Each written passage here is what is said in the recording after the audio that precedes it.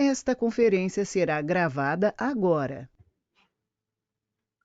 Bom dia a todos, bem-vindos ao IBEF São Paulo. É um prazer ter todos vocês para mais uma live, mais um webinar. Antes de começar, meu nome é José Cláudio Securato, eu sou CEO da Sampol e do LIT, membro do Conselho de Administração aqui do IBEF São Paulo, IBEFiano de carteirinha, né, há 15 anos já participando de forma assídua do IBEF, são quase 10 anos de diretoria e agora mais estou no 6º ano de conselho, com algumas contribuições, mas com muito orgulho, né, de ter tantos amigos, né, e de ter a oportunidade de colaborar, né, com essa comunidade incrível. Hoje a gente tem um evento, para mim, muito especial, um tema muito importante, muito relevante, mas antes de entrar nesse tema, eu quero fazer só alguns agradecimentos, né, começando pelos agradecimentos das nossas empresas mantenedoras, e aproveitando em nome de todas elas, saudar a 99, né, até pela presença do João Paulo, agradecer a participação, o apoio de todas elas, os membros corporativos e os nossos apoiadores, né? São essas instituições que permitem que o IBEF, né, junto com seus associados, façam tantas atividades. Eu quero pedir para que aqueles que estão nos assistindo, por favor, fiquem com os microfones fechados, né, com as câmeras fechadas. Quem tiver perguntas, que serão muito bem-vindas, por favor, podem encaminhando pelo chat, né? O nosso querido Felipe Cipciani vai organizando essas perguntas, vai conversando elas ao longo da nossa papo. Tem muitas perguntas, normalmente tem, né? Essas lives têm tido muito sucesso em termos de perguntas, mais perguntas do que nossa capacidade de tempo, que é excepcionalmente bom. Antes de a gente começar, também quero te lembrar sobre alguns eventos que o IBEF vai ter. Em novembro está um mês sensacional.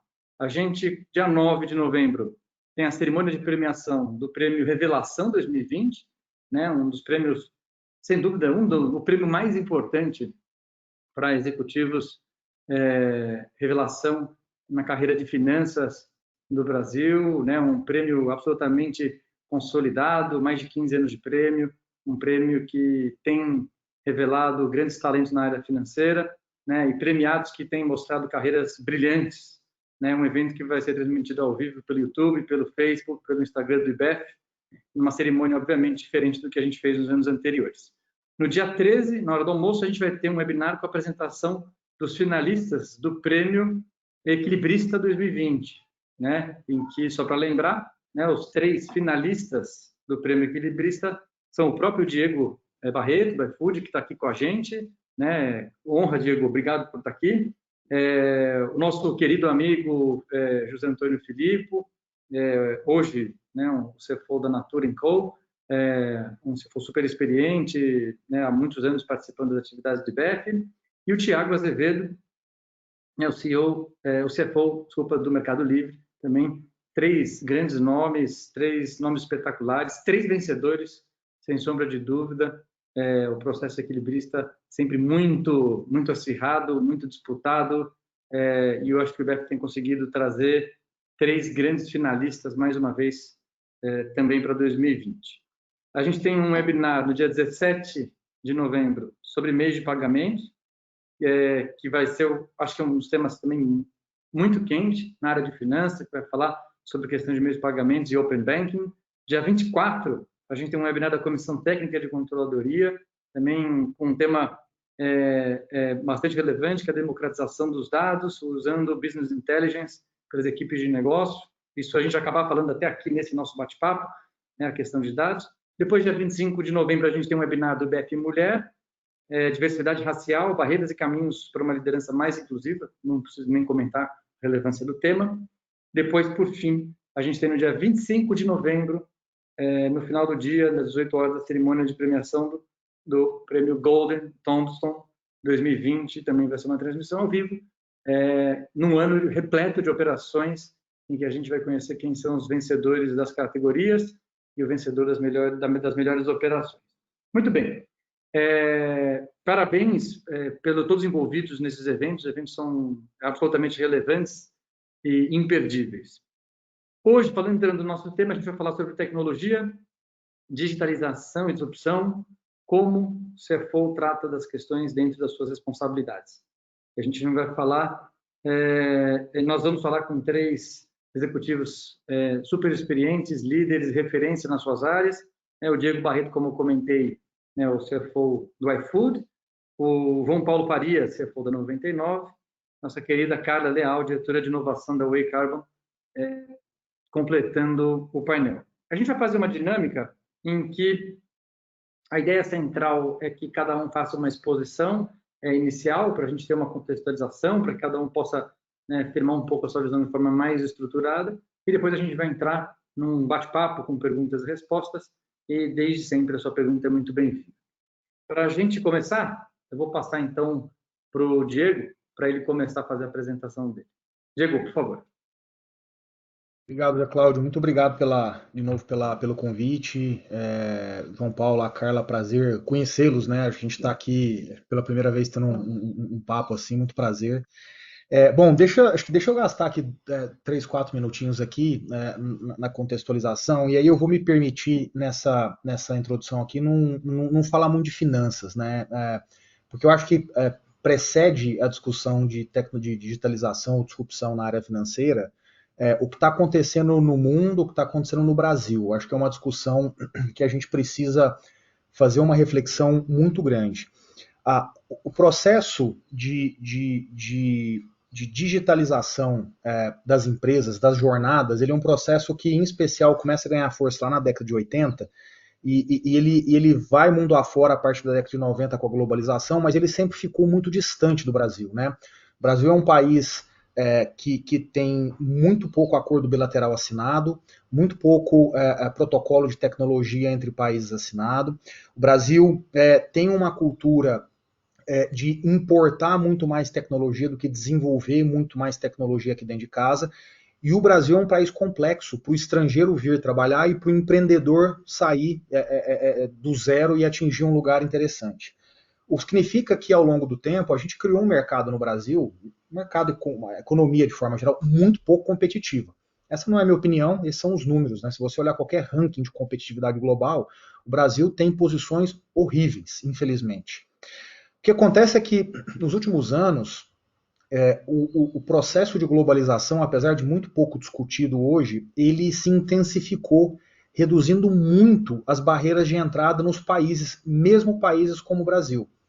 A consequência prática disso é que as cadeias de valor estão cada vez mais integradas. Então, quando a gente olha para telecomunicações, finanças, conhecimento, capital, fluxo de pessoas, entre outras coisas, logística, entre outras coisas, a gente vê um processo de integração muito maior entre os países, incluindo o Brasil. O resultado prático disso é que tudo que você antes tinha uma dificuldade enorme para imaginar e eventualmente acessar para poder executar, hoje está reduzido. Esse é um dos fenômenos, do ponto de vista estrutural, que explica o porquê o empreendedorismo no Brasil, definitivamente nos últimos 10, 15 anos, ganhou muito espaço.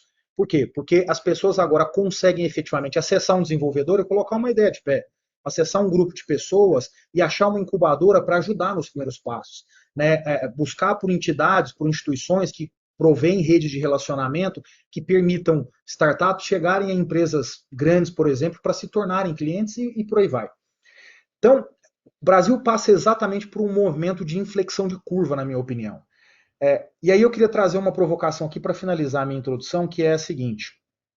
A gente, nos últimos 6, 7, 8 meses, tem visto na mídia e tem falado sobre a beleza que algumas empresas encontraram em fazer uma revolução digital por causa da pandemia. A crítica que eu queria deixar aqui a gente não pode ver isso com bons olhos. A gente precisa ter uma visão muito crítica sobre esse movimento que as empresas recentemente fizeram do caminho da digitalização. E por que a gente tem que ter uma visão crítica? Para poder subir a régua.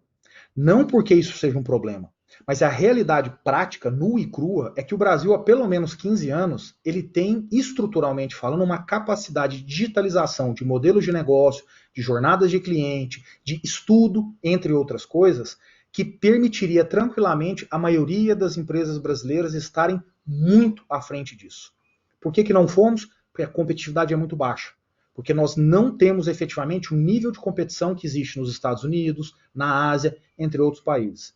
E isso faz com que empresas, de forma geral, sejam muito pouco digitais, mas sim compradoras de tecnologia terceira, o que são coisas completamente diferentes.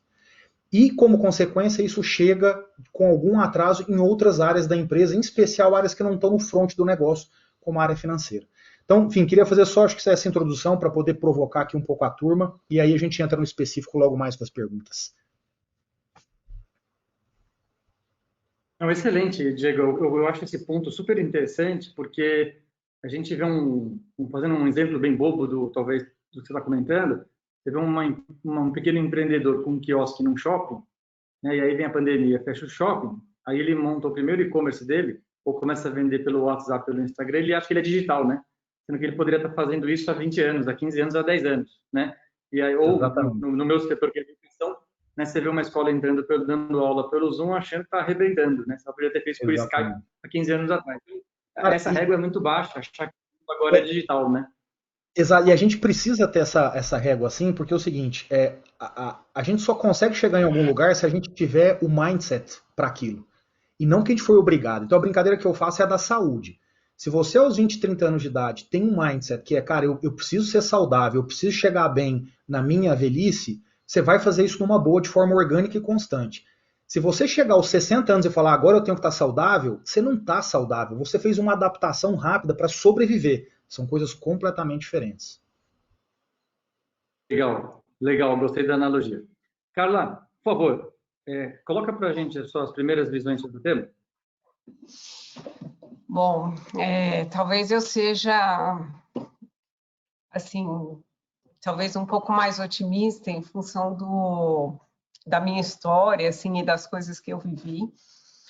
E talvez até das barreiras que eu criei, né? Eu estou ouvindo aqui o Diego falar, eu não ia contar essa parte da história, mas, assim, eu fiz curso técnico em eletrônica e eu fui a única mulher da minha turma, né? Então, assim, eu sempre fui muito acostumada, vejo, né, esse movimento de mulheres em tech, não sei o quê, e, assim, foi realmente, para quem começou lá atrás, foi muito difícil, sabe? Hoje em dia eu já acho, olhando toda a história, eu acho mais fácil, né, para quem está começando hoje, do que em relação às coisas que eu tive que fazer lá atrás.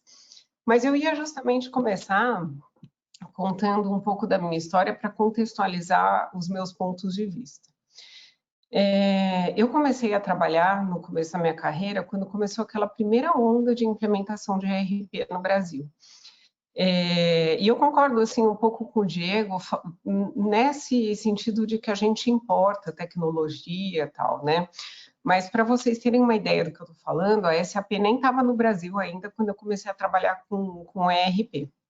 E aí eu comecei como programadora, então era super técnica, e aí os ERPs que vinham, obviamente, não calculavam ICMS, IPI para fazer as coisas rodarem, a gente tinha que fazer tudo na programação mesmo. Eu ajudei a implementar a cobrança escritural no Brasil, então, assim, o pessoal não tinha diário, razão, então, assim, eu comecei lá atrás como desenvolvedora mesmo, né? Assim, sempre, claro, muito próximo da área de finanças, mas fazendo muitos desses desenvolvimentos. E no ano 2000, então, depois que eu já estava uns 10 anos trabalhando com ERP, eu fui trabalhar com Analytics. Então, eu fui a 7ª funcionária da Hyperion no Brasil também. A Hyperion também não tinha CNPJ, né? Então, assim, eu fiz esses movimentos muito cedo na minha carreira, ninguém sabia o que era BI, Analytics, OLAP, Cubo, imagina esses dashboards lindos que a gente tem hoje, não eram nem de perto viáveis, né, naquele tempo. E depois, né, a Oracle comprou a Hyperion, fui para a Oracle e tal, mas depois eu fui trazer uma empresa holandesa aqui para o Brasil, então, de novo, abri o CNPJ, abri startup e tal, e a gente acabou abrindo nosso escritório num coworking, e aí eu acabei tendo comecei a interagir com startup, mais ou menos nessa época, né, 2016, 2017, e aí acabei virando mentora, conselheira de startup, então eu estou nos programas de aceleração, eu sou mentora do Inovativa e tal. E aí o que eu vejo, né? Muita gente, assim, mesmo com todos os nossos gaps de conhecimento, tal, assim, muito engajados em aprender. Então, eu acho que a gente tem algumas ilhas de excelência em alguns lugares do Brasil que a gente nem imagina, né? Então, sei lá, tem professor de inteligência artificial sensacional no Mato Grosso, ilhas em Joinville. É claro que seria melhor se fosse o Brasil inteiro assim, né? Mas assim, eu acredito assim na nossa capacidade, apesar da situação, né? Apesar de todo esse contexto. E hoje, assim, eu não sou diretora de inovação, viu, Securato? Eu sou porque eu fui trabalhar agora, né? Sou diretora de growth na Way Carbon, que foi uma top 100 startup o ano passado.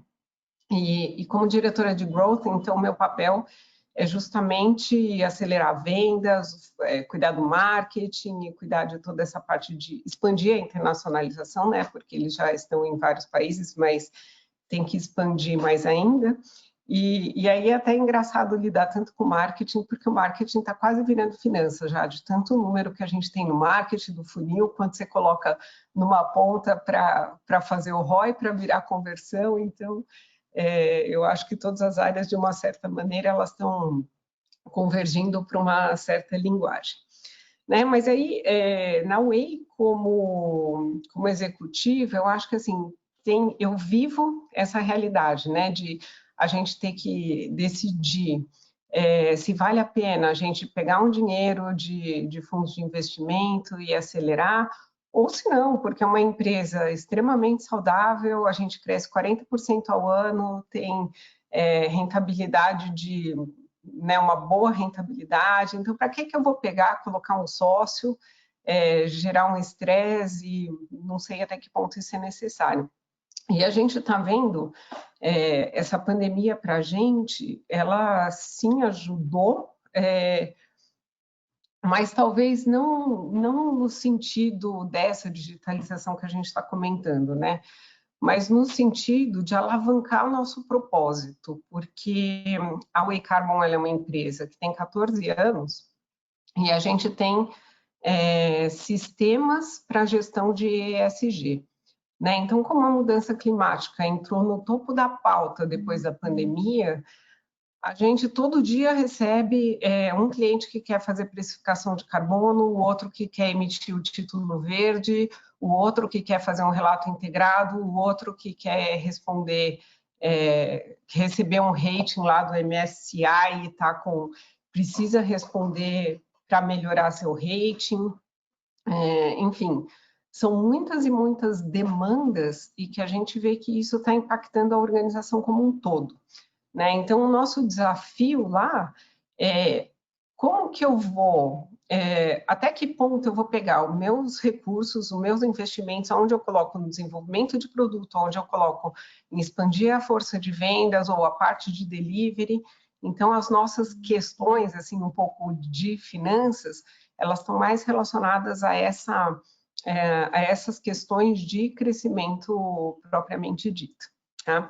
E depois, enfim, mais para frente, a gente pode falar de tecnologias e, enfim, só para não tomar muito tempo aqui. Eu nem sei quanto tempo eu já falei. Super legal, cara. Excelente contribuição. Você tocou num ponto super importante, né? A questão, por exemplo, a gente vai discutir isso mais para frente, um ponto super estratégico, né? Quando a questão de fato, são dois caminhos para mim bem diferentes de digitalização ou disrupção, né? E quando você fala de uma empresa como a Way Carbon, que tem características super interessantes de inovação, o quanto ela precisa ou não ser acelerada, né? Isso é um baita de um dilema, né? Que não deve estar sendo fácil para vocês e não é fácil para ninguém. A gente depois explora um pouco um pouco mais essa questão. João Paulo, por favor, fique à vontade. Bom dia a todos, obrigado, Zé Cláudio. Bom dia também a Carla, Diego, e parabéns, Diego, pela nomeação no Prêmio Equilibrista, super interessante. Bom, eu acho que eles já comentaram coisas interessantes que eu estava pensando em comentar, né? Então, mas eu vou tentar ser um pouquinho pragmático e não repetitivo. Eu tenho 25 anos de carreira, né? Passei boa parte da minha carreira na Microsoft, eu fiquei quase 20 anos lá e saí de lá em 2019, eu era o CFO e agora eu vim para há um ano, estou na Didi Chuxing, que é uma empresa chinesa que é dona da 99 no Brasil, né? E essa foi uma das razões da minha mudança, né? Entender um pouquinho como é que funciona a cabeça de países que antes eram países repetidores de tecnologia, eram países repetidores de boas práticas, né? E as fazer com eficiência, agora também são criadores de tecnologia, desenvolvedores, né? A China hoje é um dos maiores desenvolvedores de tecnologia mundial, coisa que ninguém imaginava um tempo atrás, né? Era só questão da eficiência, hoje eles estão criando para o mundo bastante essa tecnologia. E eu acho que essa minha história de carreira, ela tem seguido um pouco, tem sido fiel ao que eu penso que, em termos de comportamento, em termos de expectativa do papel de um executivo de finanças hoje, né? Eu acho que a gente, nessa área hoje, a gente tem um protagonismo, espera-se muito mais, né, em termos de entrega estratégica, em termos de entrega de execução, de crescimento de business em finanças, que naquela época, uns anos atrás, nem se imaginava. Então, eu acho que falando um pouquinho sobre na minha carreira, eu tive a oportunidade de sair de finanças, trabalhei em marketing, trabalhei em vendas, né? Eu queria entender o que significava estar do outro lado, as pressões, né? Chegar no último dia do fechamento, o presidente da empresa ligar dizendo que faltavam 5 milhões, de onde que ia sair, né? Essas perguntas que sempre eu fazia quando eu estava do lado de finanças, é bem interessante entender quando você está do outro lado, né? E aí te gera uma série de habilidades e de características que não necessariamente você teria em finanças, né? Então, a questão da disciplina de vendas, a questão da visão estratégica, de colocar o cliente como foco das suas atenções, né? A customer experience é uma coisa extremamente importante. Então, você começa a viver de verdade, né? Alguns pontos que são essenciais para que a sua empresa tenha sucesso. Então, para mim, foi interessante ter essa visão dos dois lados e depois voltar para finanças com um pouco mais de bagagem do outro lado. Eu queria abordar um tema aqui que eu acho importante, que concordo 100% com o que foi dito, né, na abertura do Diego, principalmente na questão da tecnologia. Quando estava na Microsoft, a gente já se falava em nuvem, já se falava, né, em software as a service, plataformas as a service há muitos anos, né? Infelizmente, demorou muito para o Brasil acordar e entender o que a tecnologia deveria causar de impacto no desenvolvimento das pessoas e das empresas. E com a pandemia, e a gente muitas vezes se confunde, né? A gente fala pandemia, muita gente entende tecnologia como home office, né? Isso aí você está falando de algumas facilidades de trabalho de comunicação. A tecnologia ela vai muito além disso, né? Ela é capaz de transformar vidas e transformar o planeta, né? Ela vai muito mais uma facilidade técnica, né? De logística de você fazer um call por Teams, por Zoom, por várias ferramentas. Então, isso já existe e que bom que agora a gente está começando a falar mais sobre tecnologia. Mas eu acho que o comportamento do profissional de finanças é algo que é muito importante a gente colocar, né? Eu gosto muito do conceito que eu aprendi ainda na época de Microsoft, mas esse conceito vem da Carol Dweck de Stanford sobre o Growth Mindset. Eu acho que é algo extremamente importante, né? Quando a gente passa agora a gente sai do Fixed Mindset para o Growth Mindset. Eu acho que isso é o que traduz o comportamento de um profissional hoje antenado e que faz a diferença, independente da questão técnica ou não, né? Aquela crença na capacidade das pessoas, né, que eram fixas, a inteligência era pré-determinada, para uma crença, né, que qualquer um pode desenvolver alguma coisa, né? A inteligência ela pode ser desenvolvida. Isso eu acho que é algo bastante interessante da gente acreditar, né? Que a gente move de um desejo de parecer inteligente para um desejo de aprender, né? Isso eu acho que é uma quebra de conceito, uma mudança importante, né? E também a gente, né, tinha muito uma questão no passado, né, de evitar desafios, vendo o fracasso como um resultado ruim. Eu acho que uma grande mudança hoje, que é aceitar os desafios e ver o fracasso como essencial para o domínio, eu acho que é algo muito importante. Então, isso muda bastante também o perfil, né, das pessoas que querem fazer a diferença, né, com o uso da tecnologia e o que ela pode, né, desenvolver, ajudar no seu desenvolvimento como pessoa.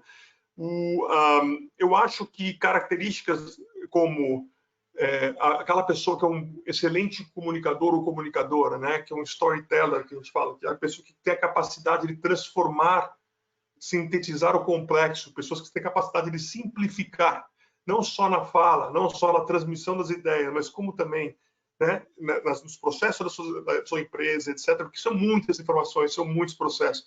Aquela pessoa que é capaz de receber a bola quadrada e devolver redonda para alguém. Isso aí é uma característica muito diferenciada hoje também. Então, eu acho que a gente tem a oportunidade, dentro do que a Carla falou com propriedade, do que o Diego também abriu o tema, de explorar um pouco dessas características que eu acho que fazem diferença tremenda nesse mundo de disrupção e digitalização, principalmente para a área de finanças. Legal, João Paulo. Excelente. Obrigado. Eu acho que a gente tem aqui um bom pano de fundo. A gente pode agora começar a esmiuçar um pouco mais. Quando a gente pensa em digitalização e disrupção, eu queria colocar uma diferença. Para mim, a digitalização está muito mais ligada às questões de eficiência, né, de você, de fato, fazer a roda girar cada vez melhor, versus, né, você fazer a disrupção, que é criar uma nova roda, né? Eu aprendi o conceito de disrupção, né, com a teoria do professor Clayton Christensen, né, um professor de Harvard, faleceu no passado, né, que em 95 publicou um artigo que virou um livro em 97, né, O Dilema do Inovador, onde ele apresenta uma nova forma de inovação, uma nova estratégia, né, para a inovação, que é a estratégia por disrupção. Então, ele fala, né, idealmente, até então, tinham-se duas inovações, né, a inovação de sustentação, que é a inovação onde você sustenta a sua posição de mercado, né, e você sustenta a sua posição de mercado criando um pouco de emprego, né, e consumindo um pouco de capital, fazendo melhorias contínuas, fazendo melhorias, né, inclusive os marginais, né, para manter sua posição de liderança, levando o produto, o serviço a um nível cada vez mais de excelência para garantir, para sustentar esse market share. Você tem, por outro lado, um outro tipo de estratégia de inovação, que é conhecido pela inovação por eficiência, onde você normalmente trabalha a eficiência para garantir a permanência uma sustentação, né, uma permanência de margem, sem necessariamente melhorar, sem necessariamente sofisticar o produto e o serviço. Nesse caso, você elimina emprego, né, porque você vai indo para eficiência, a digitalização entra muito aqui, por exemplo, né, e você também libera capital, porque cada vez você vai se liberando de ativos que fazem com que aquele serviço, aquele produto seja concretizado, né? E essas duas estratégias não têm absolutamente nada de errado, são duas estratégias vencedoras. A gente conhece muitas empresas que atravessaram os últimos 150 anos ou garantindo sua liderança pela sustentação ou garantindo a sua liderança pela eficiência. E aí ele vem e fala, olha, mas existe uma questão que é a inovação disruptiva, né, em que você pega algo que é caro, complexo, de difícil acesso, né, que normalmente está aqui no pico da pirâmide, acessível a poucos, e você, ao fazer a disrupção, você torna isso acessível para o meio e para a base da pirâmide, né? Ou seja, você torna isso acessível, você torna isso mais fácil, você torna isso mais barato. Então, é esse processo que o professor Christensen considera a disrupção, né, até rebatizando, né, requalificando o termo disrupção, que no dicionário era atrelado a uma ruptura negativa. Isso passa a ser uma ruptura positiva, né?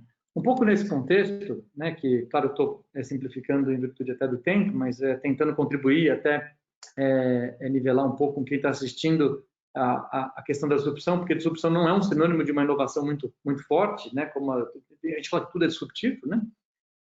Eu queria passar para o Diego perguntando o seguinte, né, o CFO, no papel de estratégia, o CFO, ele é um co-criador da estratégia, ele é aquele que ramifica, aquele que faz a estratégia decidida ser pervasiva. E colocando um pouco esses meus questionamentos, como é que você vê a questão do CFO contribuir para a disrupção de determinado segmento? Cara, eu acho que o CFO, invariavelmente, ele é um co-criador da estratégia. Ele é, no mínimo, um co-criador de estratégia, se não o responsável, dependendo de como uma empresa se organiza internamente, né? Mas ele, no mínimo, é um co-criador. E por que ele é um co-criador? Na minha opinião, por dois motivos. Primeiro, os modelos de negócio têm caminhado para ser cada vez mais modelos de negócio digitais. Por quê? Porque a tecnologia te permite escalar muito mais rápido, entender de dados e, portanto, tomar decisões, em especial sob a ótica da retenção de um cliente, de uma forma muito mais poderosa do que numa lógica offline. Isso é indiscutível no mundo. Portanto, se uma empresa é capaz hoje de crescer numa taxa muito maior por causa disso, seja abrindo um novo mercado, ou seja eliminando a participação da velha economia, ou seja, aquela economia pesada, que tem dificuldade de escalar, que tem dificuldade de ser ágil, na prática, o time financeiro, todo time sob a responsabilidade de um típico time sob a responsabilidade de um CFO, ele tem um papel muito grande na escalabilidade. Negócios digitais são negócios flexíveis, são negócios que têm capacidade de adaptação muito rápido, porque você coda. Você não precisa mudar uma fábrica de um lado para outro. Você muda peças num ecossistema e ganha capacidade de entregar um produto ou um serviço que até um minuto atrás você não entregava. Ou você ganha a capacidade de levar uma experiência, uma jornada, por exemplo, para um cliente, sob a ótica de atendimento ao cliente, por exemplo, que você não tinha até um minuto atrás, quando você faz esses tipos de mudanças nos produtos. Se você faz isso na ponta do negócio e não consegue replicar sob a ótica financeira, na prática você não só não contribui na criação e na execução da estratégia, como na prática você atrapalha. O que a lógica, ao longo do tempo, foi que o CFO tinha que ser um estruturador de estrutura de capital. Ele tinha que ser um cara que olhava para a liquidez da empresa. Isso, hoje, na minha opinião, está longe de ser uma verdade por uma questão muito simples. O mercado financeiro, em especial o mercado brasileiro, é um mercado cada vez mais concentrado. O que significa que a tua capacidade de enxergar produtos financeiros e soluções financeiras disponíveis no mercado, ela é muito maior e ela é muito mais comoditizada ao mesmo tempo. Fazer uma operação de debêntures hoje no mercado brasileiro, para quem acessa o mercado de capitalização, não tem mistério. Tomar um crédito no Itaú, no Santander ou no Bradesco não tem muito mistério. É uma ótica, é uma questão de precificação de risco, que não deveria ser desconhecida para ninguém, e a capacidade da empresa efetivamente querer e do banco querer emprestar. Ponto. Diferente do mercado americano, do mercado europeu, do mercado asiático, que você tem muito mais liberdade no mercado financeiro, porque ele é extremamente mais competitivo, no Brasil não. Portanto, o gerenciamento de estrutura de capital e de liquidez deveria ser algo relativamente simples para um CFO. Veja, não estou dizendo que é fácil, estou dizendo que é simples, são duas coisas diferentes. Porque a facilidade vem de como o teu acionista eventualmente te suporta, condições de mercado externas, entre outras coisas. Mas sob a ótica de gestão, ela deveria ser simples. Então eu vou te dar um exemplo aqui de como a gente faz isso ficar simples aqui. Dentro do time de finanças, a gente tem uma célula que a gente chama de Finance Digital Transformation. É uma célula de 30 pessoas que basicamente são cientistas de dados e desenvolvedores. A gente desenvolveu, por exemplo, um bot que é capaz de entender a minha liquidez no final do dia, disparar e-mails automáticos para bancos, pegar as propostas, fazer mais uma rodada, fechar, mandar isso para o sistema, boocar e depois deixar tudo pronto para reconciliação. Isso é automático. Isso até 2 anos atrás, na minha realidade, na realidade de 99,9% das pessoas no Brasil, você ficava mandando e-mail, recebendo e-mail, olhando, fazendo um negócio que era completamente manual e que teu poder de negociação é mínimo, próximo de zero, se não zero. Então, no momento em que você começa esse processo de digitalização nesse nível da operação, você consegue deslocar tempo para a estratégia e, em especial, impactar o negócio. Ou seja, quando você fala de negócios digitais, você fala cada vez mais, por exemplo, de fluxos financeiros que agora você domina e antes você não dominava. Exemplo aqui típico, o marketplace. O marketplace faz isso muito bem. É aqui que você consegue definir efetivamente grandes mudanças de negócio a partir de uma visão financeira. E não ficar decidindo se vai aplicar no Bradesco ou no Itaú por um CDB com liquidez diária, que basicamente segue sua política.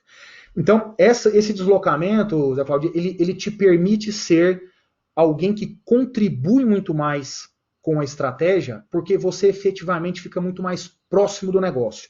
Aquele CFO da estrutura de capital, ele era quase um controller. Um controller sobre a ótica de liquidez, um controller sobre a ótica de contabilidade. Mas ele pouco agregava efetivamente na construção das opções estratégicas de uma empresa.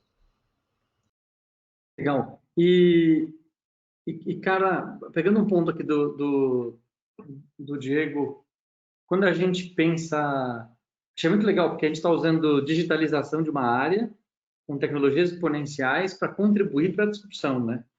Agora, como é que a gente vai fazer para acessar uma estratégia disruptiva que normalmente ela tem uma característica diferente porque ela consome muito capital até ela ser uma liberadora de capital e não tem acionista, né, que não goste de um bom capital sendo gerado no final do ciclo, né? E ainda na ótica meio antiga do Quarter. Como é que a gente faz para lidar com a questão de destruição de caixa versus aceleração da disrupção e o contrário, né? Aceleração da digitalização e aceleração da geração de caixa. Não sei se eu compliquei demais aqui no meu comentário. É uma pergunta bem complexa. Eu acho que você misturou várias coisas aí. Se eu não responder alguma coisa, depois você faz alguma pergunta complementar. Mas o que eu vejo, né? Assim, eu acabo convivendo muito com conselheiros, né, de vários portes de empresa, mas também de empresas grandes de capital aberto. Qual é o medo, né, que eu sinto quando a gente fala de inovação, né? E eu acho que um pouco tem a ver com isso, com esse papel que o Diego estava comentando. O grande medo é de aparecer uma startup que vai disruptar o seu modelo de negócio, né? Então, eu acho que isso tem a ver com tecnologia, sim, né? Mas como o Diego falou, hoje é muito mais fácil você escalar software, né? Apesar da nossa falta, né, de mão de obra.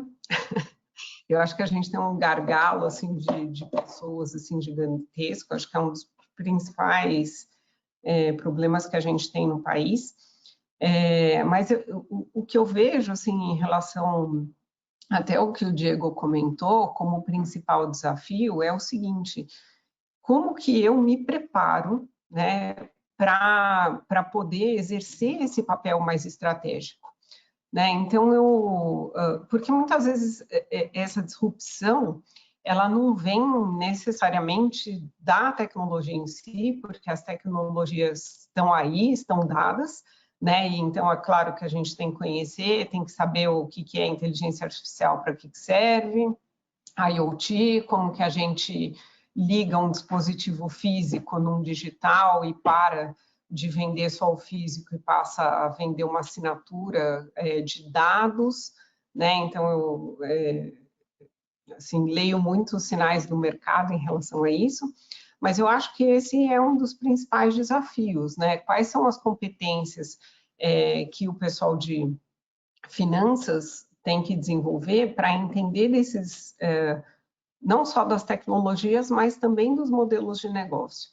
Né? Em termos de modelos de negócio, você, Securato, falou sobre o livro do Christensen.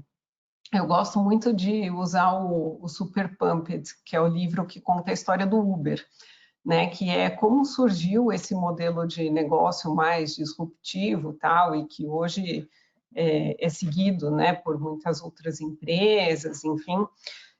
Então, eu acho que um dos principais desafios é esse, você entender esses novos modelos de negócio, entender das tecnologias e entender como que você pode combinar as duas coisas para fazer, então, ter esse papel mais estratégico e ajudar efetivamente nessa transformação. Eu acho que o principal desafio que eu vejo, principalmente,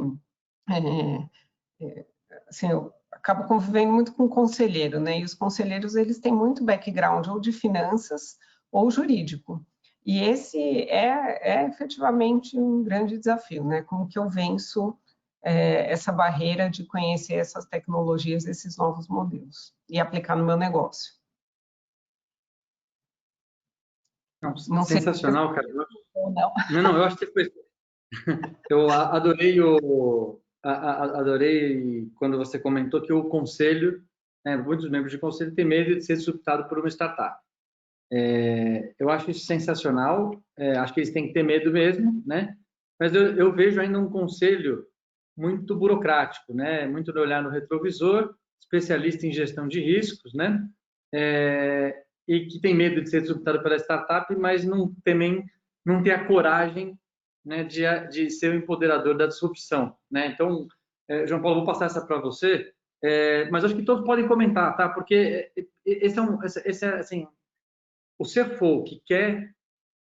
Primeira pergunta: o CFO está preparado para ser um defensor da disrupção dentro de um ambiente onde às vezes o CEO não está e às vezes onde o conselho não está, né? Naquele discurso muito superficial ainda, né? O cara fez aquela visita na Singularity, acha que, pô, agora ele vai mudar o mundo, né? Mas a primeira coisa que ele faz no conselho é pedir a matriz de risco, né?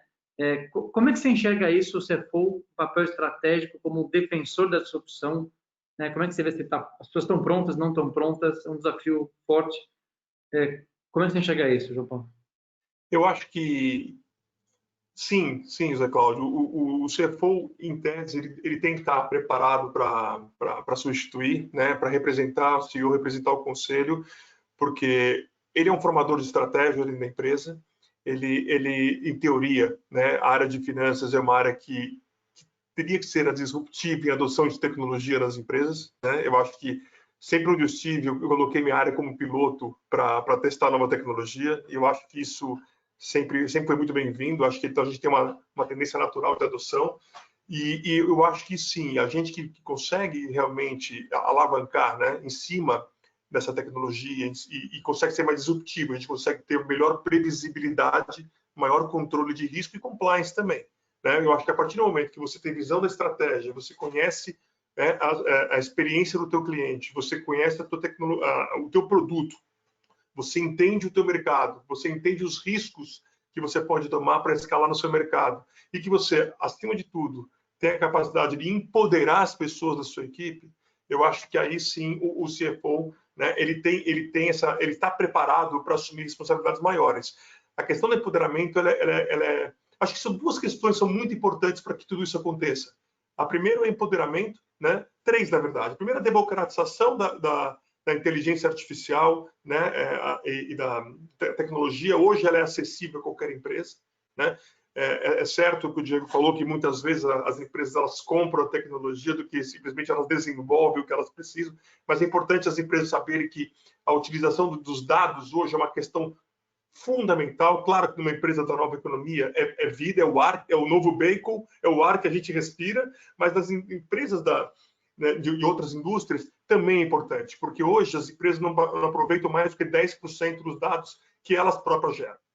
E isso é inteligência, isso é conhecer teu cliente, isso é ser inovador, e isso é alavancagem, né? Então, isso é a primeira coisa. O empoderamento, eu acho que é a segunda. Eu acho que você, cada vez mais, você vai precisar confiar mais nas pessoas e dar espaço para que elas se desenvolvam, para que elas sejam disruptivas, né? Para que elas tomem riscos, porque elas têm hoje ferramentas que ajudam em previsibilidade, ajudam em assertividade, ajudam em compliance, né? Ajudam em uma série de outras coisas. Então, elas precisam ter um espaço para elas criarem, né? A gente não pode ser dependente de poucas pessoas criando e desenvolvendo coisas novas na empresa. A gente precisa empoderar todos. E por fim, eu acho que a questão da diversidade da equipe é muito importante, né?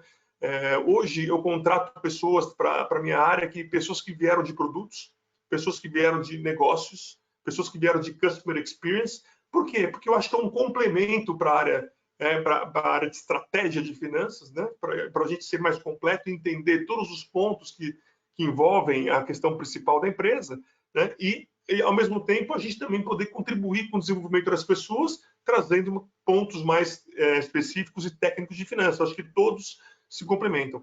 E se você for ver hoje na minha empresa, a gente tem alguns OKRs, né, algumas métricas, e se você for ver a métrica, eu tenho uma métrica só da empresa inteira que eu sou o responsável, que é o EBITDA, né? Eu sou o responsável pelo EBITDA da empresa. Tudo que acontecer ali, muitas pessoas podem ter envolvimento, mas o EBITDA é meu.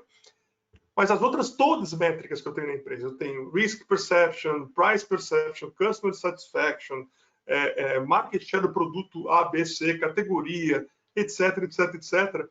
Tudo isso passa pela minha área, né? Então, assim, a escala, o estudo de previsibilidade, de risco ou de decisões imediatas que a gente tem que tomar de certos investimentos, né, com risco colaborado, tudo isso passa pela minha área. Então, ter essas pessoas que conheçam, né, que se sintam empoderadas, que tenham a liberdade de tomar decisões e riscos, e que também tenham um rol de experiência, não só técnica, mas de todos os tipos de diversidade que a gente fala, né? A gente está falando de aspectos culturais, religiosos, formações políticas, não interessa. Qualquer tipo de pensamento diferente vai complementar a sua equipe. Então, tendo esse rol, esse mix de diversidade, empoderamento e também utilização do dado com responsabilidade, eu acho que isso garante que a gente tenha o impacto desejado na empresa. A gente, sem querer, foi parar em pessoas, né? Porque vocês dois comentaram, bom, todo mundo, os três já comentaram sobre a questão de pessoas, que de fato não dá para a gente pensar na implementação, a digitalização, a disrupção, né?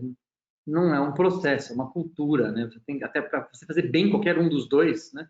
Tem que ter uma cultura. A cultura passa obviamente por pessoas, né? E o comentário do Diego no começo, né? Não adianta a gente querer ser um CFO controller, que é interessante, né? Faz tempo que a gente fala que a gente não quer um CFO controller, né? Mas muito CFO continua sendo o controller, né? E é muito interessante também para quem está assistindo a gente, mais jovem, pessoal do IBEF Jovem, por exemplo, né? Que está preocupado com carreira, né? Para eles começarem a perceber um recado que o João Paulo deu aqui, né? Estamos chamando pessoas de outras áreas, né? Então, você ser um hipertécnico, né, da controladoria, talvez não vai fazer você, né, participar de um time de vencedores, né, um time de referência como os times de vocês, né? O Diego também comentou sobre uma área, né, super interessante, né, Finance and Digital Transformation, e até o João Paulo também tinha comentado num bate-papo que a gente teve sobre atividades também, né? O Diego deu alguns comentários sobre algumas automações super interessantes nesse caminho, né? Então, entrando um pouco aqui em pessoas, dada essa breve contextualização, estão nascendo competências novas, quer dizer, para a gente fazer um time capaz de abraçar a solução, né, que de fato tem que se aprofundar mais em tecnologias. A gente ainda não falou especificamente de tecnologias, né, mas para mim está absolutamente claro isso, né? Só por curiosidade, ano que vem, esse ano a gente lançou alguns programas lá na São Paulo já para fazer alguns testes, mas a partir do ano que vem, todos os programas de finanças já estão Tech Finance, né? Então, às vezes o aluno não quer, né? Ele liga e fala, mas eu não quero. Você tem só o Finance? Não tem mais. Se você não só, né? Porque muda, né? Antes a gente, eu sinto que a gente passa por uma transformação quando você faz aquele monte de conta na HP, aí vem um cara e te mostra um Excel, você fala, não, mas eu estou bem aqui na HP, fica tranquilo, né? E agora o pessoal está usando R, né? O pessoal está usando Python, né? E o cara fala, não, eu estou bem aqui no Excel. Agora que eu aprendi Excel, você que eu vou para o Python? Deixa daqui a pouco eu vejo isso daí, né? Diego, conta um pouco a questão de perfil. E aí, eu vou querer que todo mundo, quase que uma pergunta linear, uma pergunta para a gente falar um pouco, construir junto aqui. Cara, quem é o profissional que um CFO que está endereçando a disrupção quer formando teu time? Cara, a gente tem uma visão bem clara aqui sobre o perfil que a gente busca, né? E esse perfil ele tem uma característica, que é um comportamento capaz de aprender, só. Não, Diego, mas o cara não tem que ser muito bom de valuation? Pessoal, valuation 60, estuda, aprende, fica bom. Não, mas tem que ser muito bom de contabilidade? 60, estuda, aprende, fica bom. Não, mas tem que ser muito bom para entender de derivativos dentro da sua política de liquidez? Senta, estuda, aprende, fica bom. Questões técnicas são transferíveis. Tudo que eu sei, se alguém sentar na minha cadeira e ralar muito, vai aprender. Tudo que você sabe, se eu sentar na sua cadeira e ralar muito, eu vou aprender. O que me diferencia, o que te diferencia é o comportamento, é a tua capacidade de aprender. E aí, quando você vai para um mundo que é extremamente mais digital, a criação de novas competências técnicas, em especial, ela é muito mais rápida, que a academia, inclusive, tem dificuldade de perseguir. Portanto, sobra para você, na tua rotina natural, buscar conhecimento e continuar aprendendo. Então, eu vou dar um exemplo prático aqui. No nosso time hoje, eu tenho aqui finanças, legal, procurement, riscos, estratégia e mais algumas coisinhas. São 250 pessoas. Essas 250 pessoas modelam em linguagem de data, SQL. Eu sou, inclusive, uma delas. 100% das pessoas. 100% das pessoas. Mas dia que vocês contrataram elas sabendo? Zero. Nenhuma sabia. Comportamento. É necessário. A empresa é uma empresa de tecnologia. A empresa é uma empresa que tem 600 cientistas de dados e 700 desenvolvedores. O que significa 60% da minha mão de obra. Isso é tecnologia. É uma empresa de tecnologia. Eu não posso ser o cara que vai ficar aqui usando Excel e HP12C. Sabe por que eu não posso? Porque a minha empresa, como líder, eu preciso ser alguém que dá a clara noção simbólica do que a empresa está buscando. 2, se é uma empresa de tecnologia, ela ganha capacidade de escalar mais rápido. Se ela tem capacidade de escalar mais rápido, você tem que ter escalabilidade no teu back-office. Então, a competência principal para nós aqui é comportamento. Como é que a gente começa uma entrevista aqui para nós? É assim, cara, me fala o que você fez na sua vida que ninguém mais fez. Primeira pessoa que responde assim, eu passei em primeiro no vestibular, a gente fala, então, não é o perfil nosso, muito obrigado. Você pode ser um puta profissional, mas não é o perfil do iFood. O moleque chega aqui, a menina que chega aqui e fala, cara, você não sabe, com 15 anos de idade, lá na minha cidade, no interior de São Paulo, eu fui lá, organizei um campeonato de futebol. Eu falei com 3 diretores de 3 escolas diferentes, eles me emprestaram a quadra no final de semana, eu fui na polícia, consegui um alvará para eles poderem fazer a segurança, fui numa papelaria, consegui R$500 para poder comprar o troféu e organizei o primeiro campeonato interescolas da minha cidade. Essa pessoa eu quero contratar. Diego, a competência ela estuda, a técnica, ela aprende. Então, quando você fala de Python, Securato, a gente já tem aqui 10% do time já modelando em Python também e vai continuar avançando. Por que isso? Porque é a necessidade. Então, o que começa a acontecer num time com essa característica? Você começa a sair do front-end estático, né? Então você tem lá um sistema, front-end, aí você fica lá, eu queria ver um negócio diferente. Aí você liga para sua TI, entra no Pipe, paga $100 mil e faz uma parametrização do seu front-end. Quem entende de SQL, quem entende de Python, não precisa fazer isso. Faz por conta própria. Acessa o banco de dados proprietário da empresa, tudo já labeled para ter um standard de informação, e você faz o que você quiser. Você não precisa de sistema. Olha como você ganha velocidade. Isso é tão interessante, Secreto, que isso tem permitido para nós ter um turnover praticamente de zero. Por quê? Porque quando alguém liga e fala assim, vem aqui trabalhar para mim, eu te pago 10% a mais, 20% a mais, 30% a mais. Ele fala, beleza, como é que você faz isso aí? Não, a gente tem aqui uma pessoa e tal, Excel, aí sobe, upload no sistema, download, aí a gente roda a macro. Fala, cara, mas eu já estou mexendo com SQL e Python. Tipo, como assim? Essa subida de barra, inclusive, pró-tecnologia, pró-digitalização, ela tem aumentado consideravelmente a nossa retenção aqui. E, Diego, deixa eu aproveitar uma coisa nesse sentido. Você já está num estágio que você já está conseguindo fazer isso. Eu não sei há quanto tempo você está com essa capacidade, até porque aí você falou, estou com um percentual da equipe já com Python e tal, etc. Isso é muito interessante, porque tem umas coisas que a gente faz na Sampola, principalmente no LIT, né, nos dois, né, que é muito nesse sentido, né, a gente vai contratar o cara, que ele é marketing. Aí a gente chega para a pessoa e fala assim, você tem uma licença aqui do LIT, né, aliás, quem quiser aprender valuation, orçamento, você pode entrar lá no LIT e vai conseguir aprender, né, mas a gente dá uma licença do LIT e fala assim, olha, legal, você tem aqui 2 semanas para você fazer um curso de derivativos avançado, né? Aí a pessoa começa, minha vaga é de marketing, né? Cara, se o cara de marketing conseguir passar no curso de derivativos, não precisa ser aprovado, não é passar no curso, cara, me mostra sua capacidade de aprender, né? Ela foi lá e fez o programa de derivativos. Pode chamar, cara. É isso mesmo, pode chamar.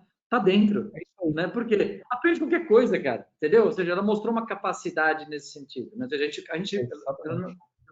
Ela teve uma atitude, teve um monte de coisa. Agora, minha pergunta ela com relação à cultura, porque nessa característica de você dar autonomia e não ficar delegando isso para o time de tecnologia, que vai ter aquele backlog de projetos infinito, com orçamento infinito, com plano anual de projetos, aquele monte de coisa que você perde velocidade, perde capacidade de crescimento, como é que você muda a autonomia? Como é que você muda a cabeça e a cultura de autonomia para o cara chegar e falar assim, vai lá e faz, cara. Mas eu não sei, não, aprende e pode fazer. Mas posso fazer mesmo? Pode. Não, mas vai lá e faz. Comenta só rapidamente isso para eu poder passar para o JP e para cá e a gente ampliar essa discussão. Cara, eu vou te dizer assim, 100% das pessoas que a gente traz do mercado não vem com essa cabeça. O Brasil é um país que criou uma sociedade e uma cultura corporativa de comando e controle. Eu mando, você obedece. Você não tem cabelo branco, você não pode subir, não tem tempo de formato, você não pode subir. Então a gente fica aqui nessa relação ultra hierárquica que existe no Brasil. Quando você vem para um ambiente extremamente ágil, você precisa aí de 3, 6 meses para a pessoa compreender isso e efetivamente embarcar.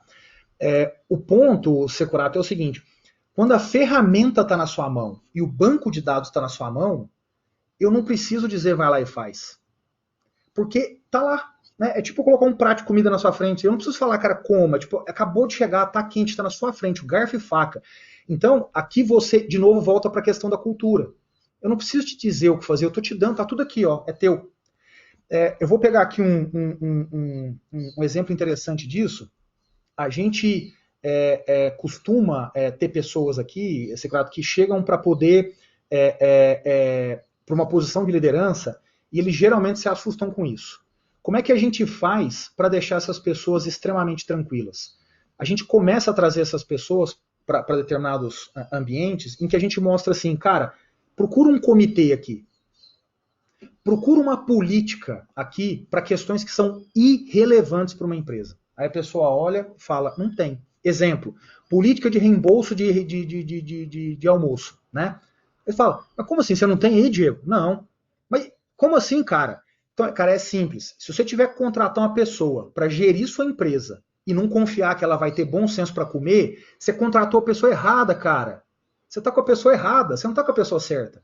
Então, a gente mostra isso claramente na estrutura da empresa para a pessoa ver que esses boundaries, eles dependem de bom senso, gerenciamento de risco e comportamento. Legal.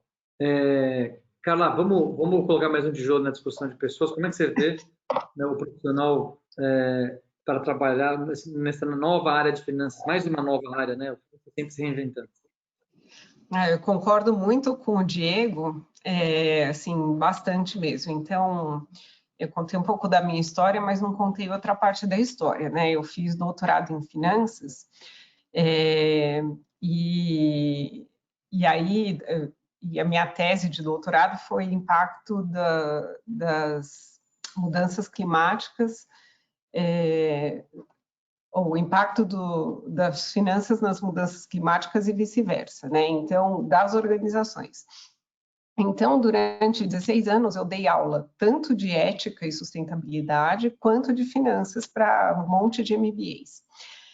E eu estou dando esse contexto pelo seguinte, eu parei de dar aula de finanças, eu acho que faz, uns 2, 3 anos. Então, ainda estou com a memória recente dos meus alunos de MBA de finanças.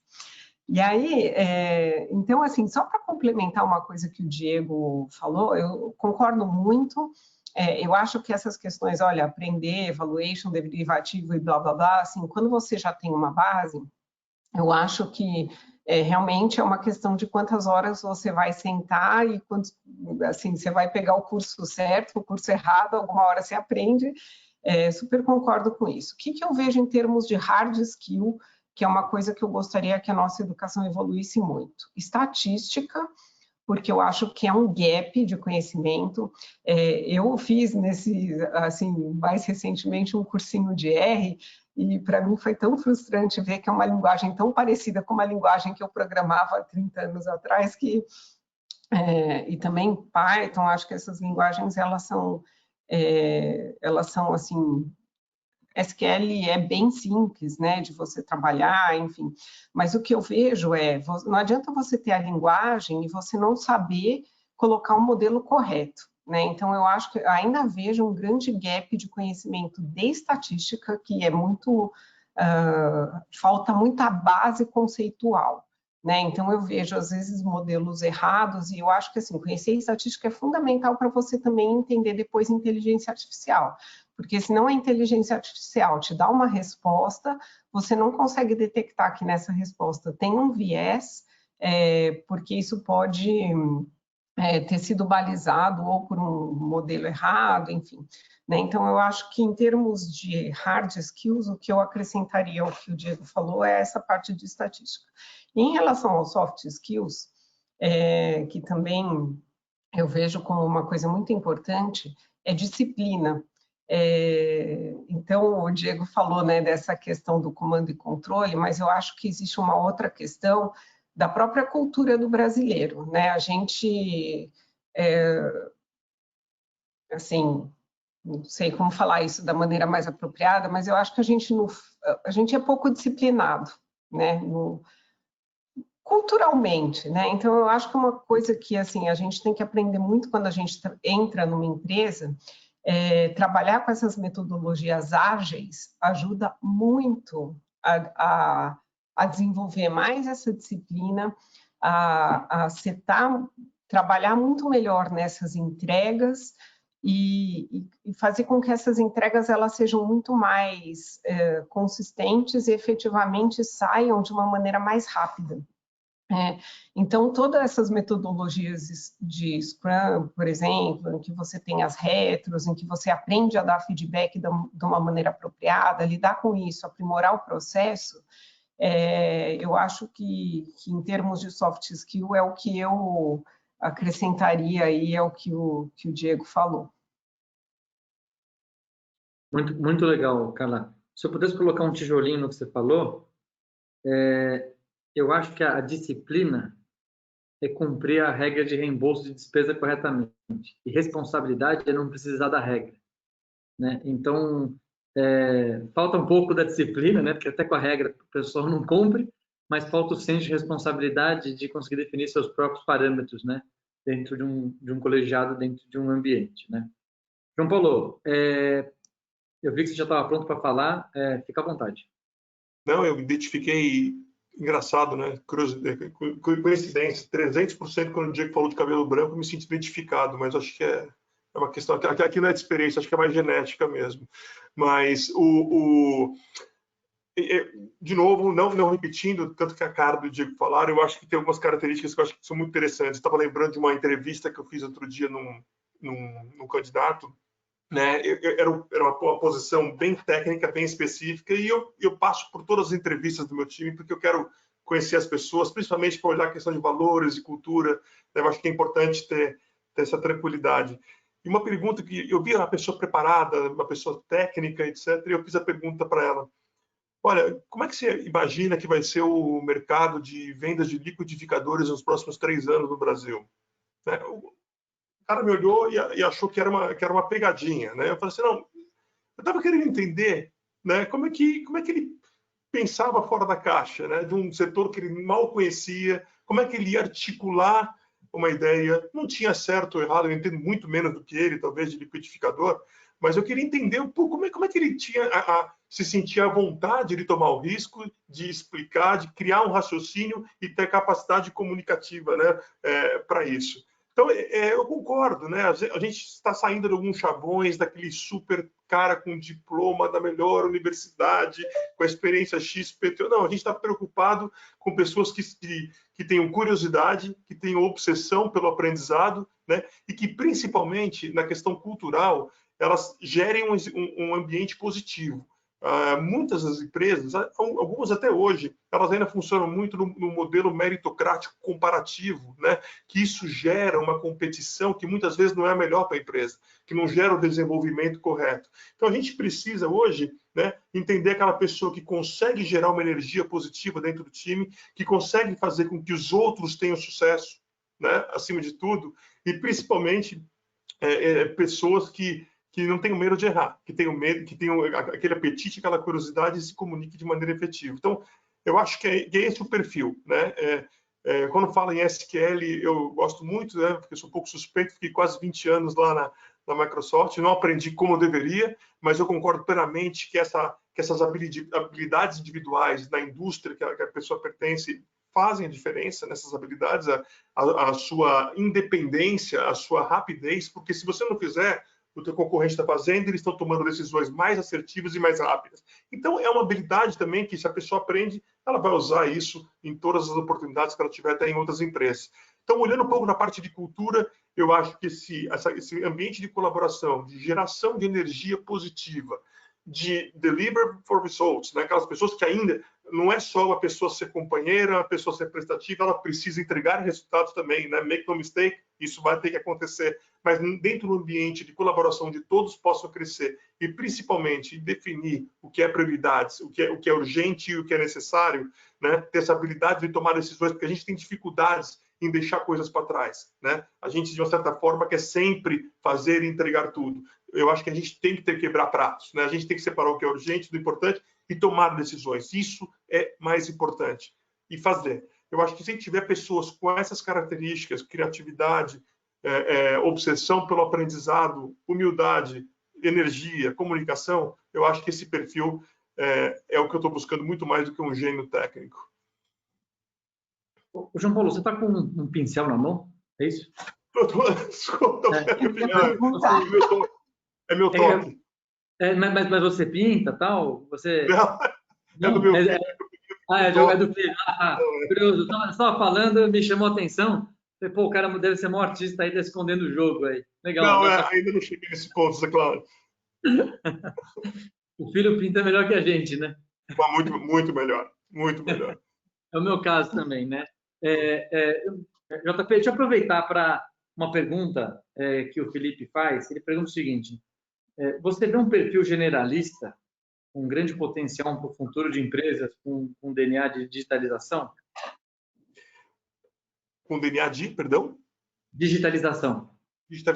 Eu acho que o generalista ele tem algumas possibilidades diferentes, né? Ele tem um campo visual talvez um pouco maior, desde que em algum momento ele se aprofunde em algo também, né? Não adianta você ficar voando a 10 mil metros de altura e você não conseguir ter atividades com começo, meio e fim, porque hoje, né, a sua independência tem que ser maior, né? Hoje você vê grandes executivos, né, hoje totalmente independentes em termos de soluções, etc. Ele vai lá, ele acessa as suas informações, aquilo que você perguntou para o Diego, né? Como é difícil chegar para a pessoa e falar, faça você mesmo, né? Eu tive que fazer isso com a presidente da Microsoft uma época, né? A gente disponibilizou relatórios de BI, Power BI, de inteligência, onde você tinha todas as informações necessárias à sua mão, se era no celular, se era no computador, e tinha aquela velha mania, né? Liga de onde está, JP, qual que foi o número de ontem? Eu falei, abra o teu celular e veja, né? Então, assim, as pessoas precisam, eu era antipático porque eu tinha intimidade, mas com a pessoa, mas, assim, as pessoas precisam entender que, em algum momento, elas vão ter que se aprofundar em algumas coisas. O generalista é bom, te dá uma visão global, e a pessoa que se aprofunda, né, com atividades que têm o começo, meio e fim e com independência, principalmente com usufruto da digitalização, elas vão ter um diferencial, sem dúvida nenhuma. Legal. Deixa eu aproveitar, tem uma outra pergunta da Suzana sobre educação, aí eu passo os comentários e vocês ajudam, né? Ela pergunta como vocês imaginam a educação particular no Brasil para esse novo mundo, né? Ela coloca as questões da vulnerabilidade, como andarão esses dois mundos. Queria juntar um pouco o que a gente está comentando, né? E a gente acha que a grande mudança de competências ela passa por dois eixos, né? Você tem um eixo que é menos interação social e mais interação social, né? E o outro eixo ele é trabalhos mais repetitivos e trabalhos mais criativos, né? Então o quadrante aqui que é mais interação social e mais criatividade é o quadrante com maior capacidade de oportunidade de trabalho. Então, sob certo aspecto, o generalista ele tem uma vantagem, né, desde que ele tenha capacidade criativa e de interação social, porque ele, pela sua capacidade de ser genérico, né, ele tem uma capacidade de amplitude, né, de navegar em muitos mares, né. O trabalho muito repetitivo de baixa interação social vai ficando para as máquinas, aí principalmente inteligência artificial, né. Que a Carla colocou um negócio sensacional, né? Puta, quero trabalhar com inteligência artificial. Não, maravilha. Mas ele não é aprovado e não consegue fazer estatística 1 na faculdade, né? Então, vai ficar difícil, né? Porque a estatística é a típica matéria que 90% das pessoas da graduação passaram por ela, né? Mas nem sabem, nem lembram. Passou, o professor ensinou, o aluno também foi lá, fingiu que fez e nada aconteceu, né? Mas inteligência artificial é isso, né? É matemática estatística. Né? Não dá para evoluir, né? Então, de volta ao básico, né? A Carla fez foi muito cirúrgica no comentário quando ela coloca isso. E outro comentário com relação ao generalista, e até aproveitando para a questão da educação, o conhecimento em T também é uma coisa interessante, né? O conhecimento em T, lógico, é ser profundo, então ser short generalista talvez tire um pouco de competitividade, né? Ser profundo, mas ser amplo ao mesmo tempo. E essa amplitude não é assim, legal, sou de finanças, então vou entender um pouquinho aqui de vendas, né? Não, o T ele é muito mais amplo, né? O T é você entender de arte, de música, de gastronomia, é um pouco do que o Diego colocou, de ser capaz de organizar o campeonato de futebol. A amplitude do T é, de fato, você vá mais longe. Porque a amplitude do T com a profundidade, né, num mundo de mais interação social e criatividade, aí a gente amarra de forma interessante, tá? E a pergunta da Suzana com relação ao futuro da escola, que eu acho que é outra live, né, para a gente falar, as escolas têm que se reinventar brutalmente, né? As escolas, se a gente for para a educação básica, as escolas não conseguem nem escolarizar, né? Eu separo os conteúdos de educação. Escolarizar é português, matemática, química, física e biologia, né? Educar é a linha da autonomia para criança e para adolescente. E os temas existenciais são temas ligados à existência humana, que foram cada vez mais adiantados, né? Até para a questão de bullying, de suicídio, né? Temas de questões que foram antecipadas, né? Então, se a gente for ver uma escola boa, às vezes dita como boa, é uma boa escola que escolariza e que ainda está colocando no vestibular, né? E está se vangloriando porque fez aprovações dos vestibulares mais difíceis, né? Então, as escolas estão com um problemaço pela frente. Como é que elas vão conseguir trabalhar a amplitude do T? Como é que elas vão conseguir dar interação social e capacidade criativa, né? Se ainda ela consegue vender mensalidade e garantir a entrada no vestibular, né? Que é, enfim, uma prova mais preparatória. Você se prepara e passa, né? Indo para um último tema, não, mas indo para um outro tema que eu queria aprofundar um pouco, é questão de tecnologias, né? O JP comentou bem, tecnologias estão mais democráticas, né? Você não precisa comprar mais aquele caminhão de servidores, aquela estrutura, o V0 está muito mais embaixo, né? Computação em nuvem ajuda muito. Também gostei que você falou, JP, faz tempo que todo mundo está falando sobre computação em nuvem, o pessoal não chegava na computação em nuvem, né? Você não entendia todos os sistemas SaaS, etc., né? Vamos entrar um pouco nisso. Eu vou começar com você, tá, JP? Você no seu último de novo. Você é o último também é muito chato, né, cara, toda vez, né? Então, vamos falar um pouco, né? Como é que você tá? Que tecnologias ajudam a gente na disrupção? Como é que você vê a par da questão da democratização, delas estarem mais acessíveis? Falta ir lá buscar, né? Então, vamos falar das tecnologias e por que ninguém vai lá e busca.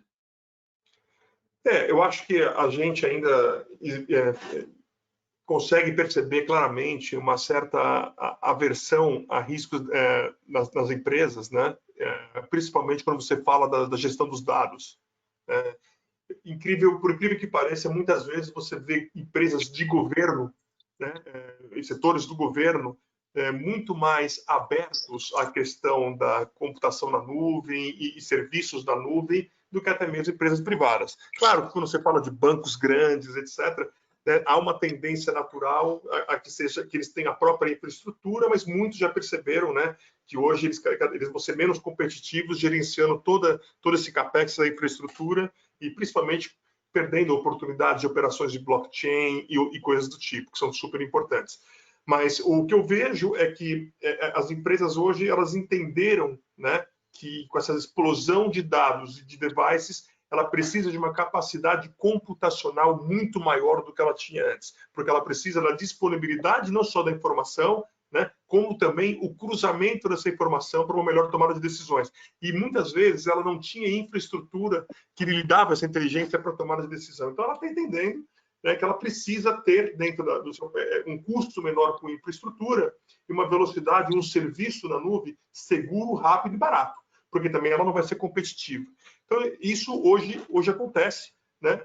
A gente consegue perceber uma mudança de mindset, principalmente no nível maior da organização, que isso tem que ser comprado né, como uma forma de competitividade, uma forma de estratégia da empresa, e o quanto a empresa consegue lidar e absorver de uma maneira barata e rápida os dados que ela própria gera dentro da empresa. Né? Eu estava vendo exemplos, né, como eu estava falando, inclusive com a questão anterior, os empregos dentro das empresas eles vão mudar. Né? A gente acredita que em 10, 15 anos, na economia americana, praticamente 60% dos empregos vão ter uma atividade diferente do que eles têm hoje. Isso não quer dizer que vai ter uma diminuição do número de emprego. Isso quer dizer que a gente vai ter tecnologias, né, que substituam parte dos empregos e te abram flancos para você se envolver com outras coisas. Então, o aprendizado tem que ser diferente. A adoção da tecnologia é um caminho sem volta. Né? A empresa hoje, numa indústria que preferir ter os seus gastos de infraestrutura e a geração da própria tecnologia dentro da empresa, ela vai ser muito mais cara, ela vai ter um custo de operação muito maior e ela vai ter insights menores, ela vai estar claramente atrás da competição. Então, eu acho que cada vez mais as empresas acreditando, entendendo na segurança, a questão de LGPD, principalmente, né, quando a gente fala da manutenção, uso e manutenção responsável dos dados, né, na questão de antecipação de fatos, a questão de mudança de perfil. Se você hoje, com uma tecnologia dessa, você consegue migrar dentro do teu business, diversificar teu business de uma maneira muito mais rápida. Né? Eu vejo exemplos, por exemplo, de hospitais, né, que vivem hoje tecnologia, empresas de moda que vivem tecnologia, times de futebol que vivem tecnologia. Né? Hoje, o que seria o Real Madrid? Eu lembro que a gente fez um projeto com o Real Madrid em uma época, né, com o uso de inteligência de dados, porque o Real Madrid, o que é? Ele quer ganhar a Champions League apenas? Não. O Real Madrid é uma fábrica de comprar e vender jogadores, e imagem, e produtos. Né? Então, o que é importante para a imagem do Real Madrid? Então, qualquer decisão que você tome em torno da imagem do Real Madrid, ela é baseada em dados, né? Em cálculos estatísticos, em previsibilidade do que pode acontecer, imaginando, simulando o comportamento do consumidor. Então, isso só pode ser feito com uma capacidade computacional e uma velocidade que é um custo mais barato, senão a empresa não consegue ser tão eficiente. Então, se um exemplo, empresa de moda, companhia aérea, hospitais, todos, sem exceção, eles precisam e já fazem uso dessa tecnologia, né? E dessa digitalização. Então, eu acho que é a capacidade de você ir para um lugar desconhecido, para quem não conhece, né? Entender, estudar sobre o tema, acreditar na questão da segurança e ser muito mais eficiente. Carla, como é que você complementa?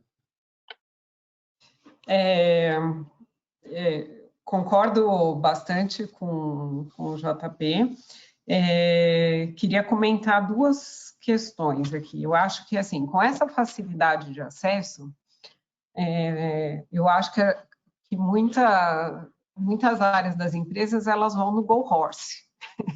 Então, assim, tem uma solução em nuvem lá, não sei o que lá, vamos começar a usar aqui, vai lá, o cara vai lá, tem autonomia, né? Porque, assim, empoderamento das áreas em relação à tecnologia, o cara vai lá, paga com cartão de crédito, baixa, começa a usar.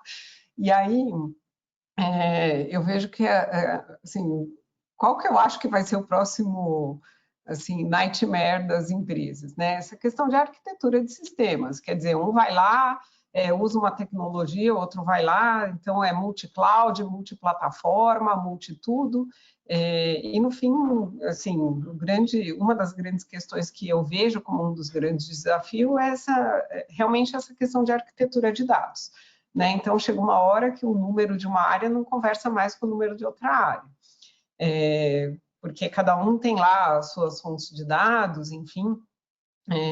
Já houve um tempo em que, por exemplo, a ERP era a única fonte de dados da empresa, né? Hoje em dia isso está muito longe de ser a realidade. Então, eu acho que essa questão de arquitetura de integração de sistemas, eu acho que é uma grande questão que vai ser o próximo desafio das organizações. Inclusive, outro dia eu estava vendo, acho que o Roberto Setúbal, se eu não me engano, falar por que é tão difícil competir, né, com os bancos pequenos. Eles vêm de 60 anos de sistemas que vão desde alta plataforma, COBOL, etc., para você integrar com outros sistemas, que é muito mais difícil do que para um Nubank que já nasceu numa plataforma mais inovadora, né? Então, essa questão de arquitetura de sistemas, eu acho que é uma questão muito importante.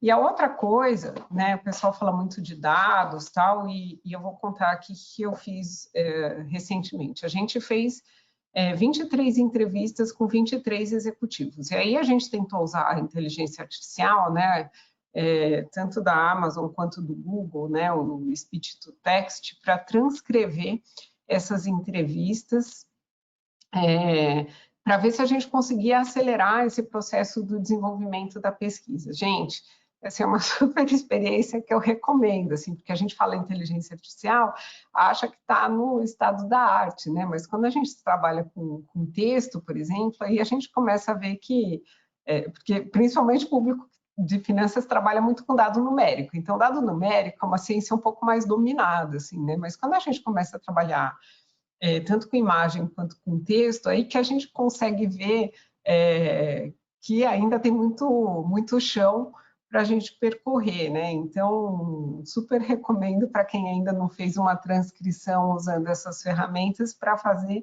entender. Não tem pontuação. Então, sem pontuação, você não consegue absorver o contexto e você fica muito limitado nas coisas que você vai conseguir fazer uma análise. E aí que você vê o quanto ainda depende da capacidade humana, apesar da existência da inteligência artificial, para você extrair conteúdo, entender contexto, né? Então, colocar tudo nessa área. Então, acho, assim, essa questão das tecnologias tem muito disso, né, que foi colocado. Então, seja curioso, mexa e vê, assim, explora até onde você consegue ir com isso para determinar qual é o limite do que pode ser feito pela máquina e do que pode ser feito, o que ainda tem que ser feito pelas pessoas. Diego, a gente acabou caindo na questão de dados e eu queria comentar um pouco sobre a questão do Data Lake, como fazer, a questão da arquitetura, qual arquitetura, se não, vamos fazer sem esperar arquitetura, como é que a gente, né, nunca vai ter arquitetura ideal, como é que você, qual a sua opinião sobre isso, dado que a estrutura de dados, dado que a gente fala de dados de inteligência artificial, mas a gente depende sempre de ter o dado, né, em alguma estruturação conveniente para poder fazer o tratamento. Tentei rolar aqui enquanto você mastigar. Minha opinião sobre isso é a seguinte. Tudo começa, na minha opinião, com um ponto que é muito, muito, muito importante aqui e que não me compete e talvez não compita aqui a maioria das pessoas que estão aqui nessa sala, que é a visão do acionista. Assim, não adianta o JP, que manja pra caralho do tema, chegar lá, fazer um puta trabalho, porque daqui 2, 3, 4 anos ele sai. E aí, cara, era só um executivo fazendo. Então, não resolve. E um executivo isolado com essa cabeça, com essa visão, ele não necessariamente vai conseguir movimentar o todo, porque naturalmente a visão que vem é uma visão diferente. Então, esse primeiro ponto é muito importante.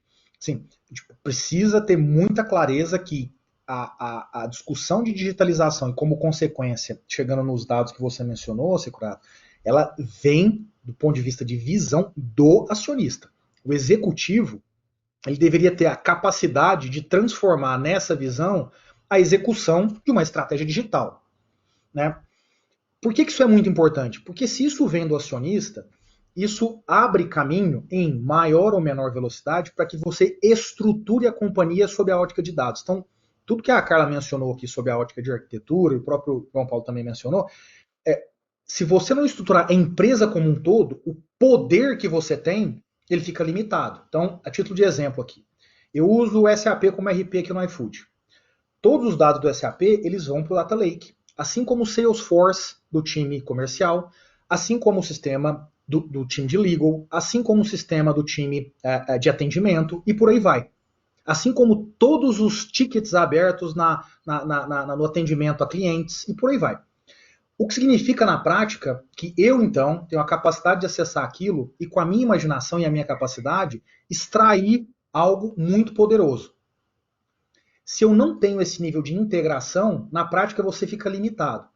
Por isso que a arquitetura, no final, ela pode assumir diferentes modelos, mas o crucial é que você tenha algo que seja único para a empresa. O Data Lake ele tem um conceito embedado nele que é ser um banco, o lago de dados, traduzindo aqui de forma simplista, da empresa inteira. E a partir disso, você ter uma centralização, e geralmente o time de data tem um pouco dessa característica, para poder fazer o labeling disso, para fazer a clusterização dessas informações de uma forma eficiente, para permitir que a empresa como um todo tenha ferramentas distribuídas e ela então acesse diretamente. Então, acho que o resumo da ópera é, para mim, se o acionista não tiver comprado, dificilmente isso vai ter sucesso, que é o grande ponto do Brasil para mim. Os ótimos exemplos que o João Paulo traz aqui é uma cabeça de quem traz um acionista que está na vanguarda disso. O exemplo da Microsoft que ele deu e naturalmente da 99 agora, porque a China naturalmente é uma potência nesse sentido e a gente reconhece isso. Então, quando você traz esses exemplos para dentro de casa, no Brasil, via de regra, é porque o acionista tem essa cabeça. Quem é que está no Brasil liderando esse movimento aqui e não é um estrangeiro? É o que eu chamo aqui de empresas da nova economia. E aí, pessoal, deixa eu deixar bem claro aqui, para às vezes as pessoas ficam chateadas, velha e nova economia não é uma coisa boa e ruim, tá? O meu pai é velho e o meu pai é uma pessoa que é minha referência de vida. Velho é uma questão de tempo. Ferramentas, modelos, mindset, estruturas de gestão antigas fazem parte da velha economia. Quer dizer que são ruins? Não, mas foi desenvolvida há muito tempo. E aí a questão que fica é, elas servem para o mundo atual? No mundo atual, quem tem se adaptado muito rápido a isso, e vejam, não são só empresas como a 99 aí do João Paulo ou a iFood que nasceram há menos de 10 anos atrás. Estou falando de empresas, por exemplo, como o Magalu, que está fazendo uma transição espetacular, saindo da velha para a nova economia. Um outro exemplo, Dasa, fazendo uma transição espetacular para dados, está virando uma potência de inteligência artificial no Brasil. Então, velha e nova economia é sobre exatamente fazer essa transição sob a ótica do acionista, permitindo que a organização de dados seja transversal na empresa, disponível e transparente para que todo mundo possa acessar usando a ferramenta da companhia. E com bom controle de acesso, né, Diego? Eu acho que isso é importante. Eu concordo plenamente com você, né? E a questão do acesso à informação, muitas vezes você tem que controlar algumas restrições por questão de até de compliance. Eu acho que isso também é algo que é importante também nesse novo mundo. Concordo totalmente. Concordo plenamente. Legal, excelente. Bom, a gente tem 2 minutos, eu vou já caminhar para o encerramento para a gente ser capaz de cumprir o horário. Se vocês puderem uma palavrinha final de 45 segundos para a gente terminar, agradeço. Carla, eu vou começar com você e a gente vai seguindo para o JP e para o Diego, tá bom? Muito bom. Bom, sempre muito bom participar dessas coisas do IBF, né? Eu já estou no IBF há 10 anos, eu participo da banca, do Prêmio Revelação, assisti algumas apresentações do Tombstone, achei sensacionais, e eu acho que assim, o IBF traz muitas contribuições. Mas a respeito desse nosso painel, eu acho que uma das coisas mais relevantes de todas as empresas mais inovadoras, né, desde grandes quanto as startups, eu acho que é a questão do mindset. Eu acho que é essa cultura, eu acho que é essa forma de pensar, eu acho que inovação não é um departamento, não é o P&D, é uma coisa que permeia todas as áreas da empresa. Então, assim, na minha experiência, as empresas que são verdadeiramente inovadoras, elas têm essa questão cultural mesmo, né? Como o Diego falou, é um mindset que vem desde o board e ele permeia a organização, porque se não tiverem todas as pessoas compradas com essa ideia, isso acaba sendo ou uma questão muito pessoal, ou uma atribuição específica da área de tecnologia, e eu acho que não é isso que faz não é com essa mentalidade que a empresa se transforma. Eu acho que se transforma efetivamente quando você vê isso já incorporado na cultura.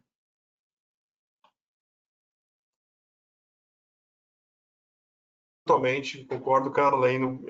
Eu só queria enfatizar aqui que o ponto da curiosidade, né, a obsessão pelo aprendizado, isso é uma coisa que não deveria terminar, não deveria terminar nunca em nossas vidas, né? A gente vai sempre aprender, sempre ter oportunidades de conhecer pessoas e assuntos novos. E o mais importante, eu acho que o compartilhar conhecimento, eu acho que é o nosso legado, né? Eu acho que a gente se sente realizado totalmente quando você traz as pessoas certas para a empresa, quando você melhora os resultados da empresa, quando você principalmente compartilha o seu crescimento, o seu conhecimento e colabora com o desenvolvimento das pessoas da empresa. Então, eu acho que a gente tentou fazer um pouco hoje aqui foi dividir as experiências. Espero que tenha sido, eu aprendi bastante, né, ouvindo vocês três, e espero que a gente possa ter mais oportunidade de compartilhar conhecimentos. Puta, muito, muito legal esse papo, assim, é um negócio que não se imaginava, sei lá, 5 anos atrás no Brasil, a gente discutir em finanças isso, né? Isso era um negócio tão longe da nossa área, puta, isso é literalmente maravilhoso. E acho que remodelando o que a Carla e o João Paulo disseram, acho que para todos que estão ouvindo aqui, que estão aí na carreira, no meio da carreira aí, começando carreira, cara, esse é o momento de você se diferenciar. Finanças, de forma geral, era uma área técnica, então você ficava muito bom em valuation, você ficava muito bom em contabilidade, você ficava muito bom em tesouraria, você ficava muito bom em FP&A, e aí você tinha uma visão que era muito especialista, né? Naturalmente entendia de finanças corporativas, mas era muito especialista tecnicamente.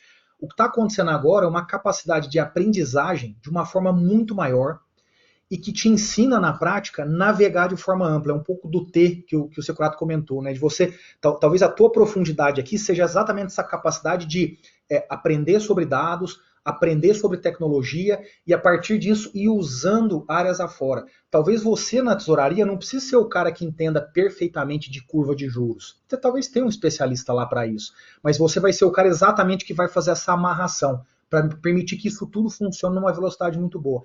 Essa é uma característica nova no nosso mercado e tem muito pouca gente com ela ainda. Carla, João Paulo, Diego, obrigado. Cara, que prazer bater esse papo com vocês. Acho que o JP resumiu bem. A gente fala na Sampo, né, na Nolite, que conhecimento é igual amor, né? Guardou, perdeu.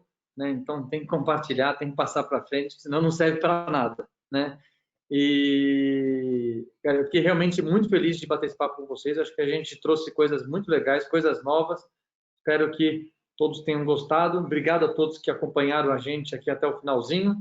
E a gente se encontra numa próxima, né? Um próximo evento dos vários que temos ainda no IBF até o final do ano. Pessoal, obrigado.